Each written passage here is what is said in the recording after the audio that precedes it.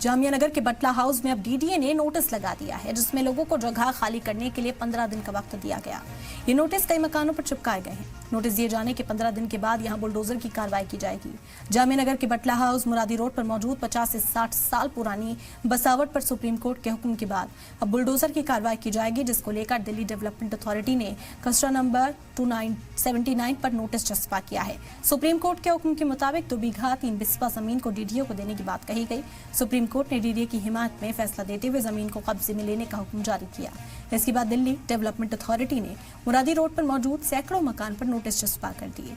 लोगों को 11 जून 2025 तक का वक्त दिया गया है। तब तक इन सभी मकानों को खाली करने का हुक्म दिया गया, जिसके बाद सैकड़ों मकानों पर बुलडोजर की कार्रवाई की जाएगी। नोटिस लगने के बाद इलाके में लोगों में दहशत का माहौल है। वो नोटिस के खिलाफ सुप्रीम कोर्ट में अपील दायर करने की बात कर रहे हैं। लोग खौफ के साए में जीने को मजबूर हैं। लोगों की फरियाद है दर्द बनकर इस वक्त टपक रही है। लोग टूट जाते हैं एक मकान बनाने में, अब उन्हीं घरों पर बुलडोजर चलाने की तैयारी हो रही है। सईद मुबशर हमारे नुमाइंदा इस वक्त जुड़ गए बराह रास्त हमारे साथ। सईद मुबशर, हमने देखा कि किस तरह से कागजात तैयार होने की बात की जा रही थी, क्या कुछ इस वक्त लोगों की तैयारी है? कोर्ट का रुख कब तक किया जाएगा? बिल्कुल इरम, देखिए जब से ये नोटिस लगाया गया है यहाँ के लोग काफ़ी ज़्यादा परेशान नज़र आ रहे हैं। वजह साफ है कि सर से छत छिनने का जो अंदेशा उनको लगा था, उसके बाद जब नोटिस लगा तो उसके बाद से ये एक तरीके से काफ़ी बड़ा एक दुखों का पहाड़ कह सकते हैं उनको पकड़ा। दूसरी तरफ सबसे अहम चीज़ है कि डीडीए ने जिस तरीके से नोटिस लगाया, उससे पहले यूपी इरिगेशन ने नोटिस लगाया 22 मई को।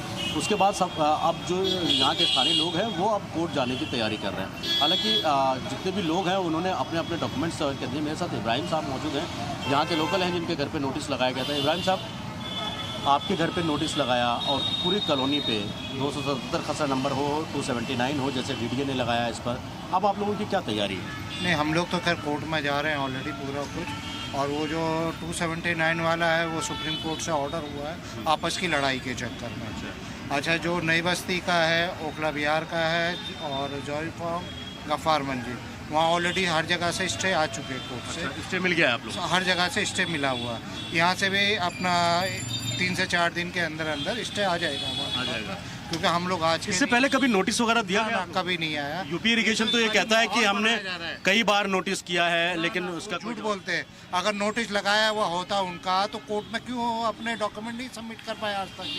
क्यों हारे हैं ये लोग? कोर्ट से कम नहीं तो 5 या 6 आदमी हम लोग जीत चुके हैं, कोई इन्होंने आज तक अपने डॉक्यूमेंट सबमिट नहीं किए। यही एक रीज़न है जिसकी वजह से ये लोग एक डर का माहौल यहाँ पे माहौल ख़राब करने के लिए ये सब चलाया जा रहा है, और कोई ऐसा कुछ भी नहीं है। अगर ऐसा होता, क्या उम्मीद लग रही है कोर्ट से राहत मिलेगी? इंशाल्लाह मिल जाएगी, वहाँ से हमें कोई दिक्कत ऐसी बात नहीं है, कोर्ट मिलेगी। देखिए पंजाब लैंड की, पंजाब एक्ट की लैंड है। अच्छा, इनकी अलग है, हमारी अलग है। पंजाब एक्ट की लैंड है कैसे? मैं समझा नहीं, थोड़ा सा आगे समझा। एक होता है दिल्ली एक्ट, हाँ। उसके अंदर में क्या है कि उसमें कब्जे वगैरह नहीं चलते, लेकिन पंजाब एक्ट के अंदर में जो ज़मीन के अंदर में बैठा है वो उसका मालिक है। ओके। और हम वो टाइम पीरियड भी पार कर चुके हैं जो 30 साल का एक ऑब्जेक्शनेबल जो पॉइंट होता है। हाँ, उससे हम 20 साल आगे हैं। अच्छा, यानी 50 साल कम उम्र यानी कि टाइम नहीं होता, उस टाइम से हम लोग यहाँ पे बैठे हैं। तो ये इरम आप देख रही है कि 50-50 साल से ज़्यादा पुराने लोग हैं। हालांकि अपने दस्तावेज, आज सभी लोग इसी चीज़ में लगे थे कि अपने दस्तावेजों को इकट्ठा करें, अपने प्रॉपर्टी के पेपर्स हैं, जितने भी लीगल डॉक्यूमेंट्स हैं उनको डेवलप करके अपने वकील को हायर किया गया, और कल ये लोग हाई कोर्ट का रुख करेंगे। लेकिन एक तरफ से साफ है कि अचानक से इस तरीके से नोटिस देने पर उन सैकड़ों लोगों के सरों से छत छीनने का जो अंदेशा है। मुबशर, आप क्योंकि बात कर रहे हैं, क्या तैयारी इनकी है, क्या उम्मीद जाहिर की जा रही है, क्या तर्क इनके पास है जो कोर्ट के अंदर रखा जाएगा? यूपी इरिगेशन पर भारी पड़ सकता है वो तर्क, कैसे समझे मुबशर?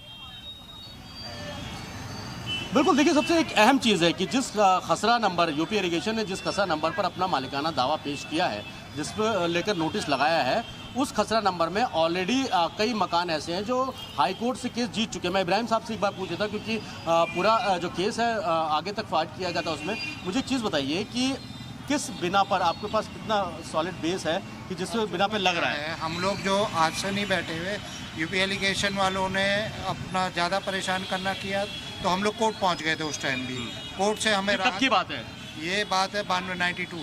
अच्छा, 92 की बात है। 92 से लेके 2013 में जाके वो केस फाइनल हुआ। यहाँ तक कि हाई कोर्ट भी गए तो वहाँ से भी ये लोग केस हारे।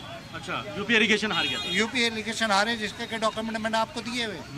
आप चेक भी कर सकते हैं, कोई मेरे घर के पेपर नहीं है वो दिल्ली हाई कोर्ट का ऑर्डर है। दिल्ली हाई कोर्ट के ऑर्डर है, सेशन का है, लोअर का है, तीनों कोर्ट का ऑर्डर है। अच्छा, तीनों कोर्ट में यूपी इरिगेशन अपना दावा नहीं पेश दावा ही नहीं पेश कर, यूपी एलिगेशन की लैंड ये बाउंड्री। ये जरा तस्वीरें भी दिखा दीजिए। ये जो बाउंड्री आप देख रही है इरम, ये 40 साल पहले बाउंड्री कर चुके हैं। ये 40 साल पहले अपनी बाउंड्री कर दिया और ये टोटल जो लैंड है वो 108 बीघे के आसपास है। हमारे पास तो 6 बीघा जमीन है खाली। अच्छा, बाकी ये 102 बीघा तो इनके पास ऑलरेडी है। अच्छा, हम कोई उसका दावा थोड़ी ठोक रहे हैं, हम तो जा रहे हैं उसका कर रहे हैं, और उसमें भी आज से नहीं 40 साल 50 साल 60 साल से रह रहे हैं। हमारे पास वो दस्तावेज है, वो कोर्ट में जमा करेंगे हम।